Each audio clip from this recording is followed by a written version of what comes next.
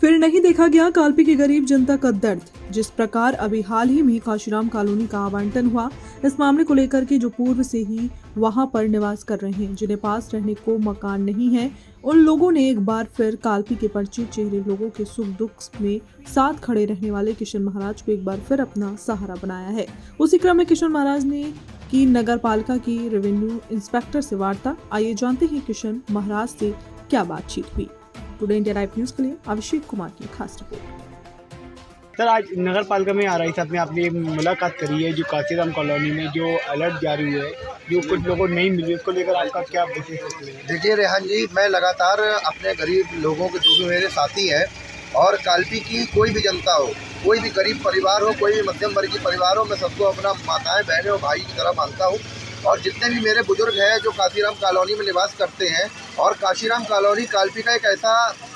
ऐसा भाग है जहाँ पर गरीब तबके के मजलूम लोग निवास करते हैं। जिस प्रकार माननीय चेयरमैन साहब की अगुवाई में, माननीय उपजिलाधिकारी कालपी की अगुवाई में काशीराम कॉलोनी का आवंटन हुआ है, उसी के आधार पर मैं RI साहब से आज भेंट करने गया था, जिस पर मैंने ये कहा कि जो लोग काशीराम कॉलोनी में पहले से निवासरत हैं,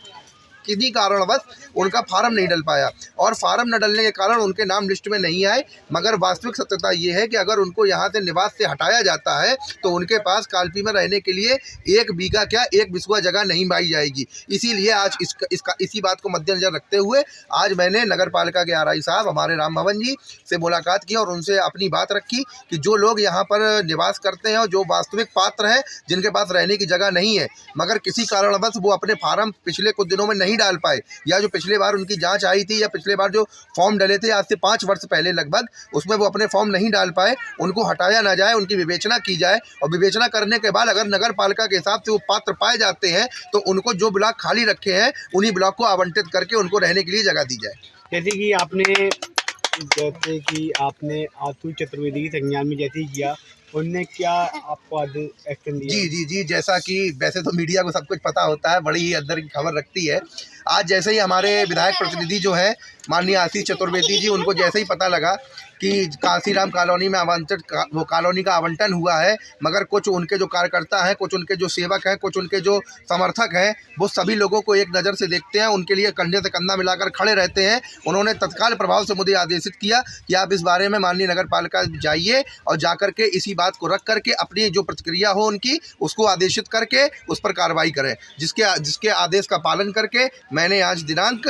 20 तारीख को RI साहब से इस बात को मद्देनजर रखते हुए कहा, और RI साहब ने मुझे आश्वासन दिया है कि आने वाली 1 तारीख को काशीराम कॉलोनी के जितने भी ब्लॉक खाली पड़े हैं उनके लिए नए फार्म निकाले जाएंगे और नए फार्म निकालने के बाद जो लोग पात्र हैं केवल उन्हीं लोगों को कॉलोनी का आवंटन किया जाएगा। यदि कुछ बगैर फार्म के रह रहे हैं, उनको ये क्या मैसेज है? जो लोग बिना फॉर्म के रह रहे हैं उनके लिए मैं इतना कहना चाहूँगा, कुछ लोग तो किसी जगह को कोई पड़ी हुई है उसको ज़बरदस्ती अनाधिकृत रूप से कब्जा कर रहे हैं, उनके लिए तो मैं कुछ नहीं कहूँगा, मगर जो लोग वास्तविक पात्र हैं, विकलांग हैं, कोई वैसी बात है या कोई दिक्कत है, उनके लिए ही काशीराम आवास बनाए गए थे और उन्हीं लोगों को मिलेंगे। मेरा पूर्ण प्रयास है, मेरा भरसक प्रयास है कि पात्र लोगों को सुविधाएं मिले और अपात्र लोगों को यहाँ से हटाया जाए।